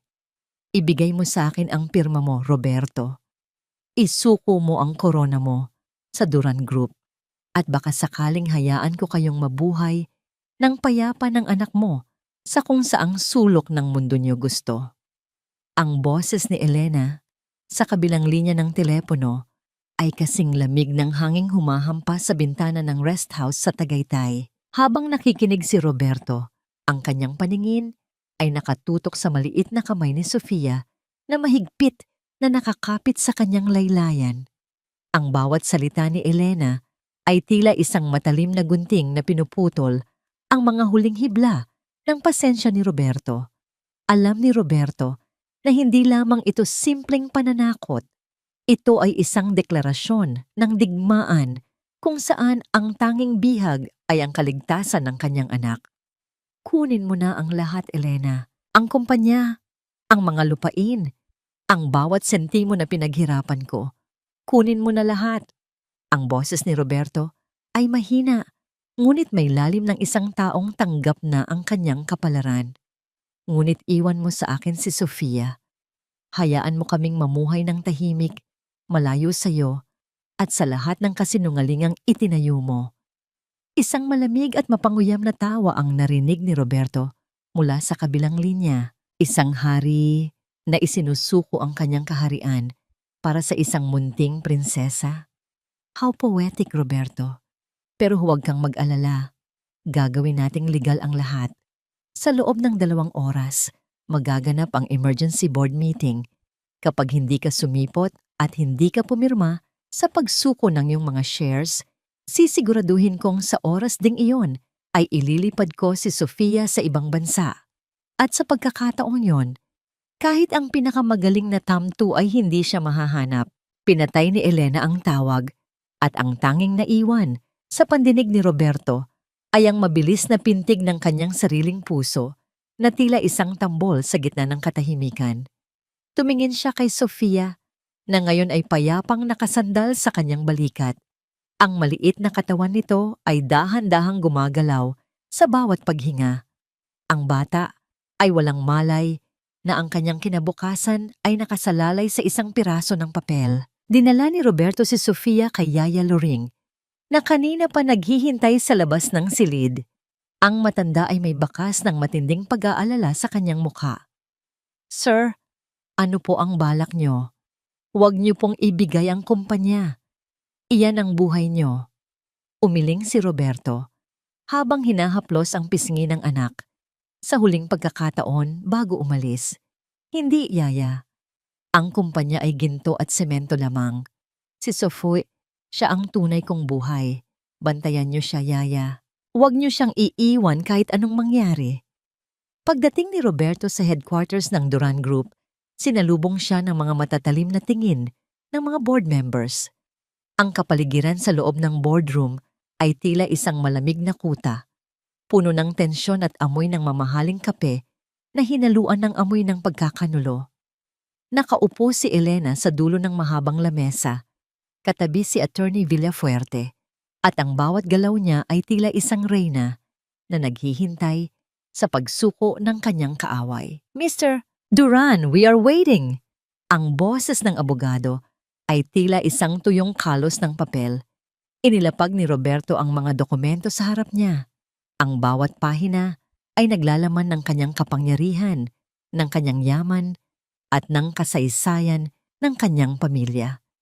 Tumingin siya sa bawat direktor, mga taong nakasama niya sa pagbuo ng imperyong ito. Ngunit ngayon ay tila mga estranghero na naghihintay lamang sa kanyang pagbagsak. Pirmahan mo na, Roberto, udyok ni Elena. Ang kanyang mga mata ay nagniningning sa sakim na tuwa.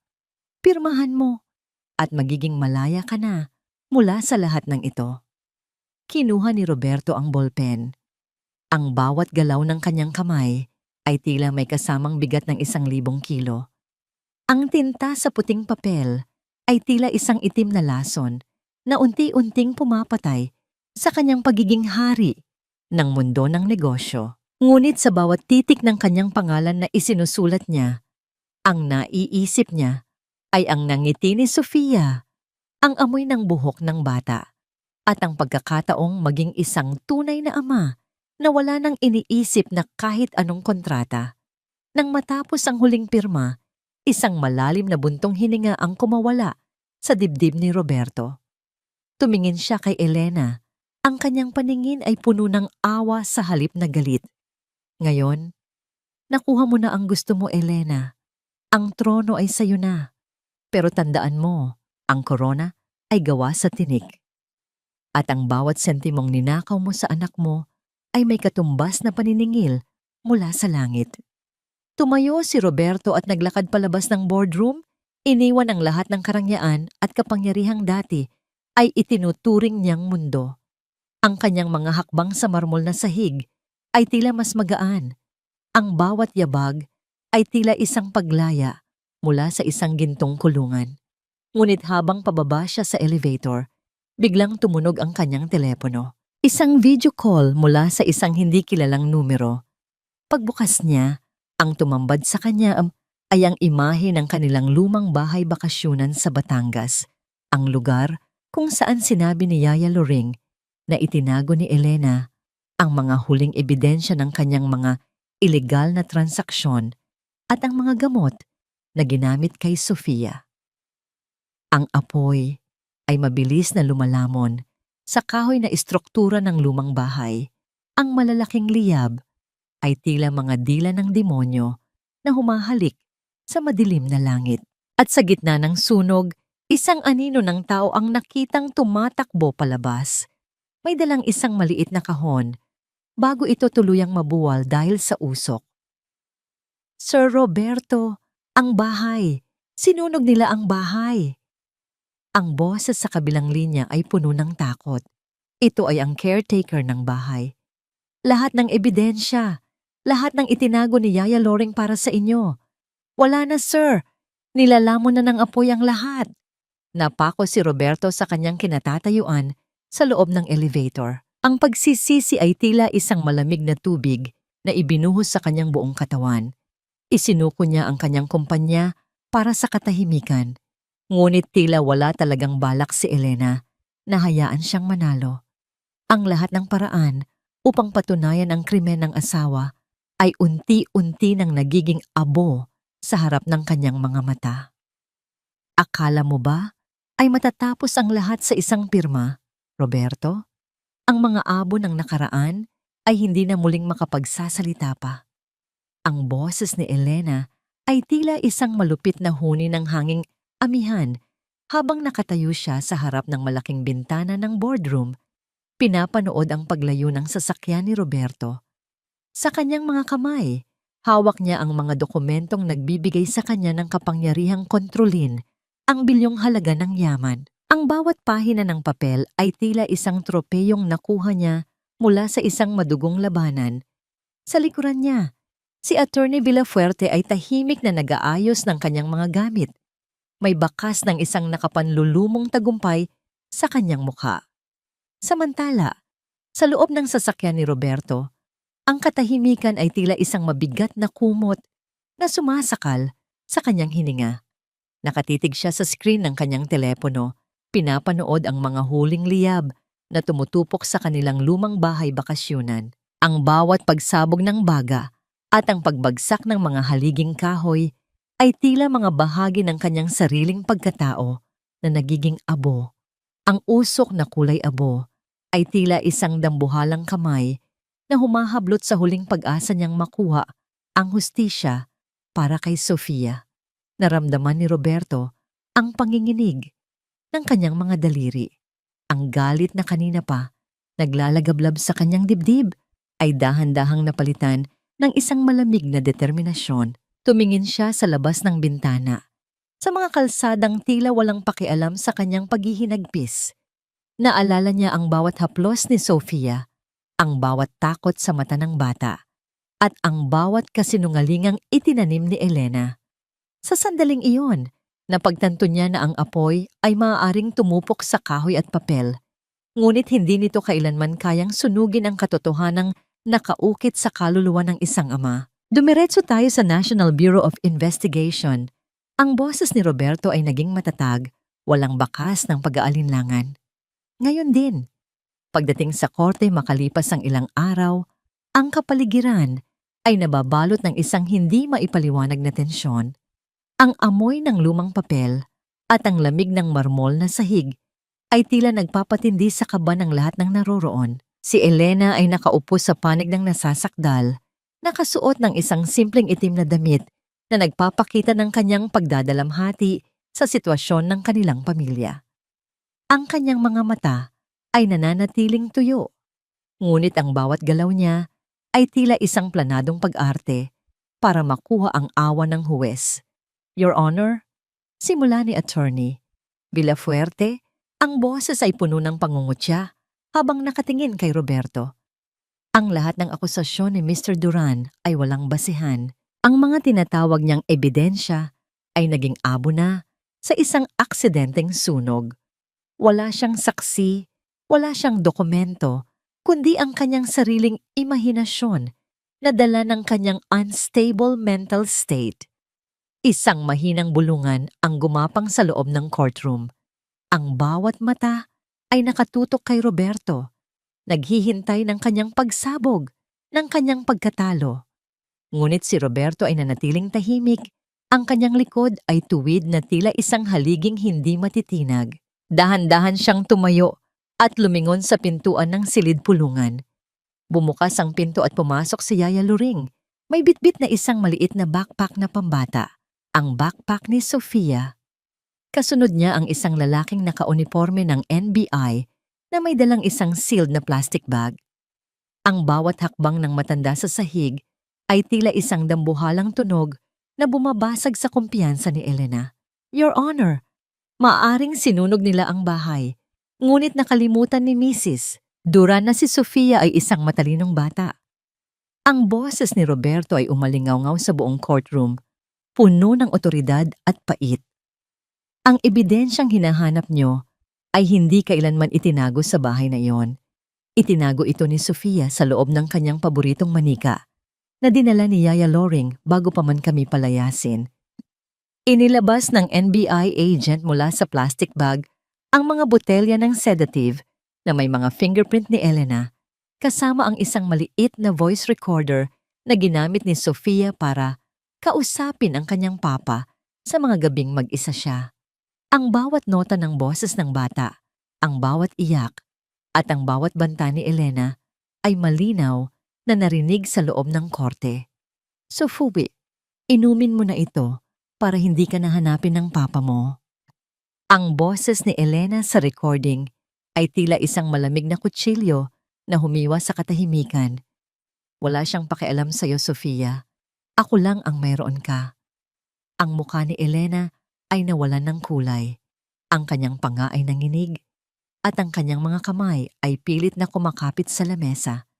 Ang kanyang pagiging gaslighting queen ay tila gumuho sa isang saglit. Hindi na siya makapagsalita. Ang bawat salitang lumabas sa recorder ay tila mga latigo na humahampas sa kanyang dangal. Ang bawat tao sa courtroom ay nakatingin sa kanya nang may matinding pandidiri. "This is a setup. Peke ang recording na yan," sigaw ni Elena. Ang kanyang boses ay naging matinis at puno ng desperasyon. "Attorney Villafuerte, do something." Ngunit kahit ang kanyang abogado ay hindi na makatingin sa kanya. Ang bigat ng ebidensya ay sapat na upang malunod ang anumang kasinungalingan. Sa sandaling iyon, ang huwes ay nagbaba ng martilyo, isang tunog na tila huling hatol ng langit sa kadiliman ni Elena. Mrs. Elena Duran, base sa mga ebidensyang ipinakita at sa testimonya ng mga saksi, ang korte ay naglalabas ng warrant of arrest para sa kasong child abuse, attempted murder, at falsification of documents. Isuko niyo ang inyong sarili sa mga otoridad.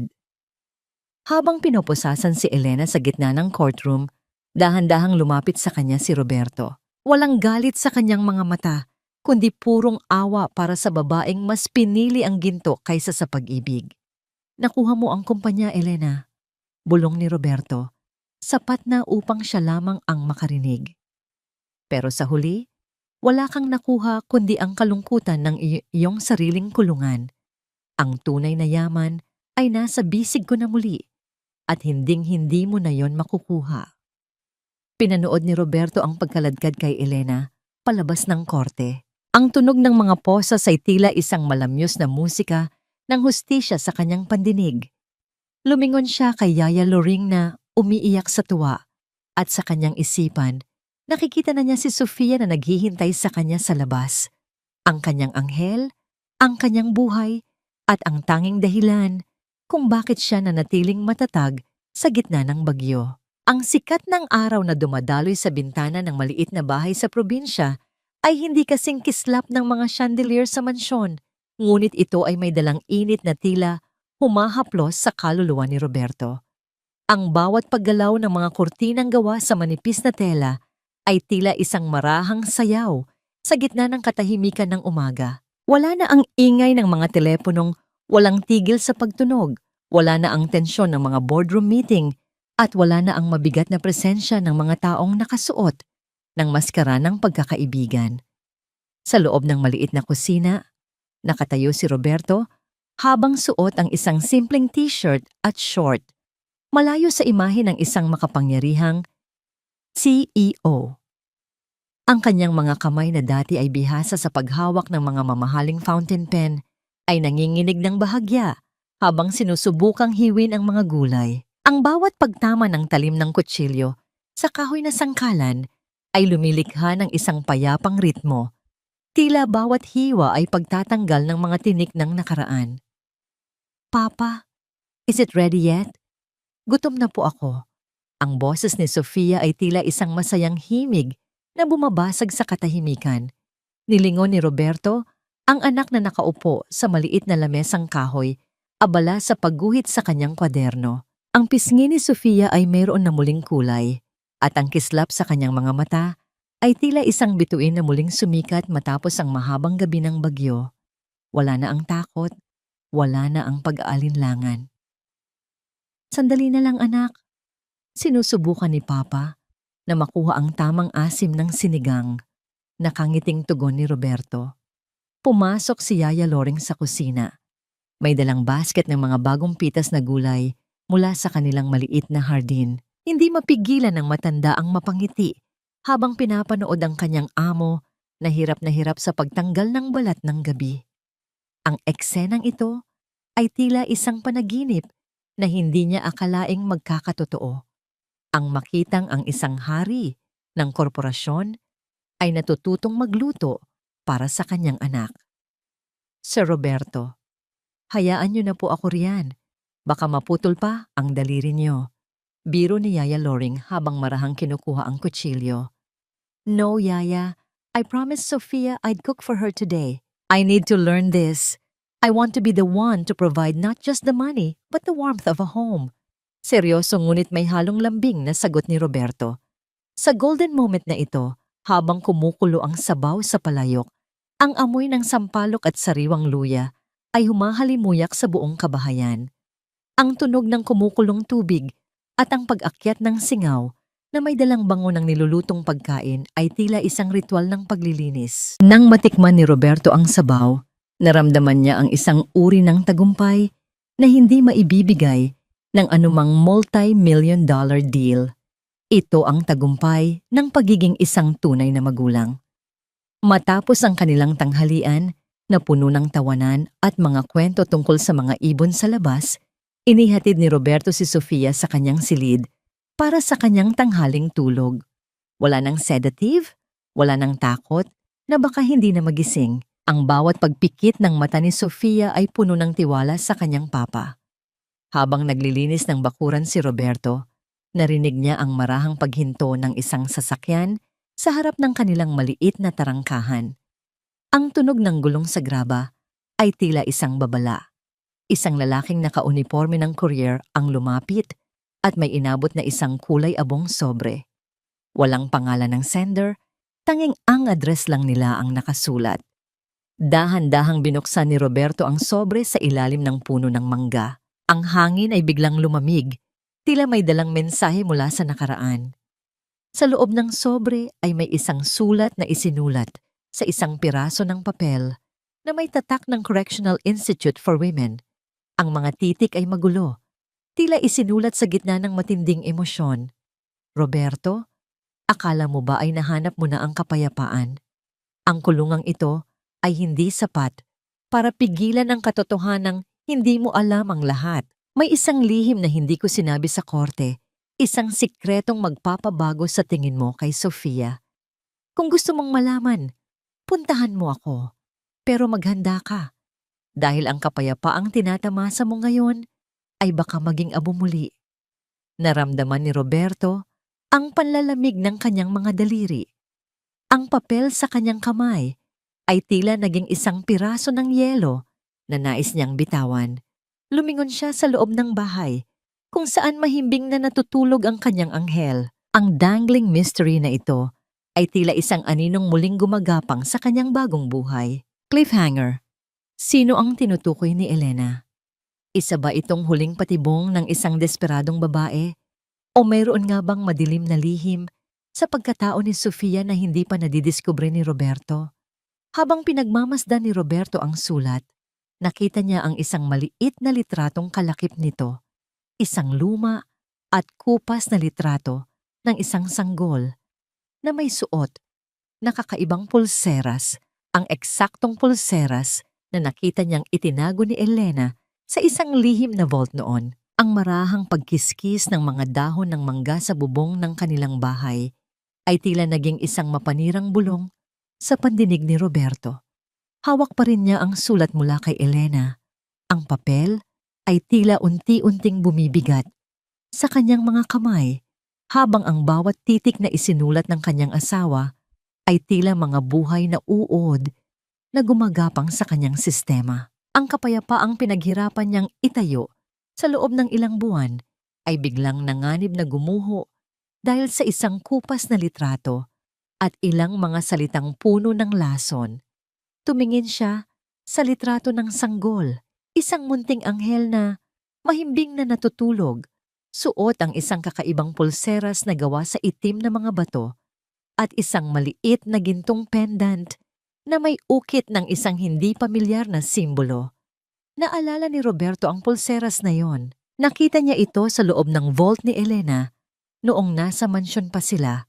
Ngunit sa tuwing itatanong niya ito, lagi itong iniiba ni Elena ang usapan.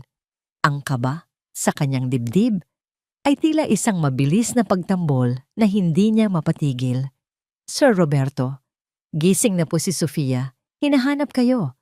Ang boses ni Yaya Loring ay nagpabalik sa kanya sa realidad. Dali-daling itinago ni Roberto ang sulat at litrato sa kanyang bulsa. Susunod na ako, Yaya. May inayos lang ako. Pumasok siya sa silid ni Sofia at nakita ang anak na nakaupo sa kama. Kusot ang mga mata at may bahagyang ngiti sa mga labi. Lumapit si Roberto at naramdaman ang init ng yakap ng bata.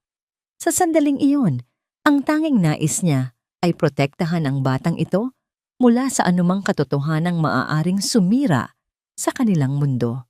Ngunit ang kuryosidad at ang takot ay tila isang malalim na hukay na dahan-dahang humihigop sa kanya. Kailangan niyang malaman ang totoo, hindi para sa sarili niya, kundi para masiguradong walang aninong susunod kay Sofia sa hinaharap. Kinabukasan, ang tunog ng pag-andar ng makina ng kanyang sasakyan ay tila isang mabigat na hudyat ng kanyang pag-alis. Iniwan niya si Sofia sa pangangalaga ni Yaya Loring sa ilalim ng isang mahigpit na bilin. Ang paglalakbay patungo sa Correctional Institute for Women ay tila isang pagbabalik sa impyerno na akala niya ay tuluyan na niyang naiwan. Ang bawat kilometrong nadadaanan niya ay tila isang paglapit sa isang madilim na katotohanan. Ang loob ng pasilidad ay nababalot ng amoy ng lumang pintura at matapang na disinfectant.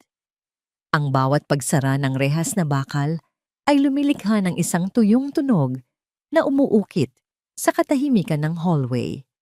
Nang maupo si Roberto sa harap ng salamin sa visitation room, nakita niya ang pagpasok ni Elena. Ang babaeng dati ay simbolo ng karangyaan at ganda ngayon ay tila isang lantang dahon. Ang kanyang buhok ay wala ng kislap at ang kanyang uniforme ay tila isang malaking sako sa kanyang payat na katawan. Ngunit ang kanyang mga mata, ang mga matang yon, ay nananatiling mapanganib, puno ng isang uri ng talino na tila laging may pinaplano. Isang mapait na ngiti ang sumilay sa mga labi ni Elena nang makita si Roberto. Dumating ka rin. Ang boses ni Elena sa kabilang panig ng intercom ay tila isang marahang kalos ng bakal. Alam ko namang hindi mo matitiis na hindi malaman ang tungkol sa iyong mahal na Sofia. Elena, itigil mo na ang mga laro mo. Ang boses ni Roberto ay naging malalim at matatag sa kabila ng panlalamig ng kanyang mga kamay. Sabihin mo na ang gusto mong sabihin. Anong lihim ang tinutukoy mo? Dahan-dahang sumandal si Elena. Ang kanyang mga mata ay nanlilisik sa tuwa habang pinagmamasdan ang paghihirap ni Roberto. Ang pulsera sa litrato, hindi iyon basta alahas lang, Roberto. Iyon ay ang huling alaala ni Julian Monteverde sa kanyang tunay na anak. At ang batang nasa litratong iyon si Sofia. Tila tumigil ang paghinga ni Roberto. Ang bawat salita ni Elena ay tila isang dambuhalang alon na humampas sa kanyang buong pagkatao. Nagsisinungaling ka. Ginagawa mo lang ito para saktan ako. DNA test proved she's mine. Isang malakas na tawa ang pinakawalan ni Elena. Isang tunog na walang bahid ng saya, kundi purong pangungutya na umalingaw-ngaw sa maliit na silid. DNA test? Roberto, nakalimutan mo na ba? Ako ang may hawak ng lahat ng koneksyon noon. Madaling bayaran ang mga lab result kung ang kapalit ay bilyong halaga ng yaman ng mga Duran. Ginamit ko ang bata para makuha ang pera mo. At ginamit ko ang pera mo para protektahan ang anak ni Julian.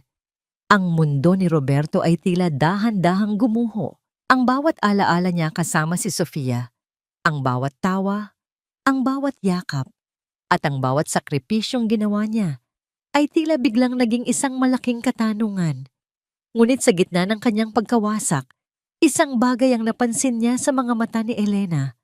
Mayroong isang kislap ng takot na pilit nitong itinatago sa likod ng kanyang mga ngisi. Kung hindi ko anak si Sofia, ang boses ni Roberto ay naging mahinahon ngunit may talim. Bakit mo siya sinasaktan? Bakit mo siya binibigyan ng sedative? Walang inang gagawa niyan sa sarili niyang anak para lang sa pera. Tumigil si Elena. Ang kanyang panga ay nanginig at ang kanyang mga kamay ay mahigpit na napakuyom sa ilalim ng lamesa. Ang katahimikan sa pagitan nila ay naging isang buhay na nilalang na tila naghihintay sa susunod na pagsabog. Dahil si Sofia ang buhay na paalala ng pagkakamali ko. Sigaw ni Elena. Ang kanyang boses ay puno ng poot. At dahil hanggang ngayon, si Julian ay hindi pa tapos sa'yo, Roberto. Akala mo ba ay nanalo ka dahil nakakulong ako? Ang trust fund ni Sofia ay nakakabit sa isang utang na hindi mo kayang bayaran. At sa oras na malaman ni Julian na nahanap mo ang bata, sisiguraduhin niyang kukunin niya ang lahat, pati na ang buhay niyo. Cliffhanger. Napatitig si Roberto sa asawa. Ang kanyang isip ay tila isang naglalagablab na apoy sa dami ng mga impormasyong kailangan niyang iproseso. Ngunit bago pa siya makapagtanong muli, biglang bumukas ang pinto ng visitation room at isang gwardiya ang mabilis na lumapit kay Elena. "Time's up!" Maikling sabi ng gwardiya. Tumayo si Elena, ngunit bago siya mailayo, muli siyang lumingon kay Roberto nang may isang nakapanlulumong tingin. "Tanungin mo si Yaya Loring, Roberto. Tanungin mo siya tungkol sa gabing ipinanganak si Sofia sa ospital ni Julian. Doon mo malalaman kung sino ang tunay na traidor sa buhay mo." Habang pinapanood ni Roberto ang paglayo ni Elena, ang tanging naiwan sa kanyang isip ay ang mukha ni Yaya Loring, ang matandang tanging pinagkakatiwalaan niya. Mayroon nga bang itinatago ang yaya na itinuturing niyang pamilya? Habang naglalakad siya palabas ng pasilidad, nakatanggap siya ng isang text mula kay Yaya Loring. "Sir, umuwi na po kayo. May mga lalaking nakaitim na paikot-ikot sa tapat ng bahay natin." Ang mabilis na pag-ikot ng mga gulong ng sasakyan ni Roberto sa tuyong kalsada ay tila isang desperadong hininga na naghahanap ng hangin. Ang ugong ng makina ay sumasabay sa mabilis at marahas na pintig ng kanyang puso na tila gustong kumawala sa kanyang dibdib. Sa kanyang isipan, paulit-ulit na umaalingaw-ngaw ang boses ni Elena. Ang huling lason na ibinuga nito bago siya umalis sa bilangguan. Ang bawat salita tungkol sa pagkatao ni Sofia ay tila isang matalim na bubog na lalong nabaon sa kanyang kaluluwa sa bawat segundong lumilipas. Nang marating ni Roberto ang harap ng kanilang maliit na tarangkahan, ang katahimikan ng paligid ay tila isang nakabibinging babala. Isang itim na sasakyan ang nakaparada sa tapat ng kanilang bahay. Ang makintab nitong pintura ay tila isang madilim na anino sa gitna ng payapang probinsya. Walang pag-aalinlangang bumaba si Roberto. Ang kanyang mga yabag sa graba ay mabilis at puno ng determinasyon. Sa loob ng bahay, nakita niya si Yaya Loring na nakatayo sa harap ni Sofia, tila isang matandang punong nagpipilit na protektahan ang isang munting halaman mula sa bagyo. Sa tapat nila ay nakaupo ang isang lalaking may awtoridad at yaman sa bawat hibla ng kanyang suot, si Julian Monteverde. Ang kanyang mga mata ay malamig, tila isang mga ngaso na sa wakas ay natagpuan ang kanyang matagal ng hinahanap na biktima. "Roberto?" bati ni Julian. Ang boses ay kalmado, ngunit may dalang panganib. "Dumating ka na pala. Sinasabi ko lang kay Aling Loring na oras na para kunin ko ang sa akin." Naramdaman ni Roberto ang panlalamig ng kanyang mga kamay, ngunit hindi siya umatras. Humakbang siya sa pagitan ni Julian at ng kanyang anak. "Wala kang pag-aari sa bahay na ito, Julian, at wala kang karapatang hawakan ang anak ko." Isang mapait na tawa ang kumawala sa mga labi ni Julian. "Anak mo? Mukhang hindi mo pa natatapos basahin ang mga dokumentong iniwan ni Elena. Sinasayang mo ang oras mo sa pagpapalaki ng binhi ng iba." Nilingon ni Roberto si Yaya Loring. Ang matanda ay nakayuko. Ang mga balikat ay nanginginig sa tahimik na pag-iyak. "Yaya, totoo ba? Totoo ba ang sinabi ni Elena?" Dahan-dahang nag-angat ng tingin si Yaya Loring. Ang kanyang mga mata ay puno ng matinding pagsisisi. "Sir Roberto, patawarin niyo po ako. Ang gabing ipinanganak si Sofia, may ginawang milagro si Elena sa mga records. Pero sir, ang batang ito." Lumapit si Sofia kay Roberto at mahigpit na yumakap sa kanyang binti. "Papa, natatakot po ako." "Sino po sila?" Sa sandaling iyon, habang nararamdaman ni Roberto ang panginginig ng maliit na katawan ni Sofia, ang lahat ng pagdududa sa kanyang isip ay tila isang usok na tinangay ng malakas na hangin. Tumingin siya ng diretso kay Julian. Ang kanyang paningin ay puno ng isang uri ng lakas na hindi kailanman mabibili ng yaman. "Blood or not, Julian, Ako ang nagpuyat sa mga gabing may lagnat siya. Ako ang humaplos sa mga luha niya noong sinasaktan siya ni Elena habang ikaw ay abala sa pagpapalaki ng kumpanya mo. Hindi ang dugo ang gumagawa sa isang ama, kundi ang presensya at ang pag-ibig na ibinigay ko sa kanya. Ang boses ni Roberto ay naging matatag, tila isang panatang hindi matitibag. Kinuha ni Roberto ang isang envelope mula sa kanyang bag. Ang mga dokumentong nakuha niya mula sa vault ni Elena bago ito maaresto, mga ebidensya ng sabuatan ni na Julian at Elena sa pagmamanipula ng stock market at ang tangkang pagpatay kay Sofia sa pamamagitan ng lason. Umalis ka na rito, Julian, banta ni Roberto. Dahil sa oras na lumabas ang mga dokumentong ito, hindi lang si Elena ang mabubulok sa kulungan. Isasama kita.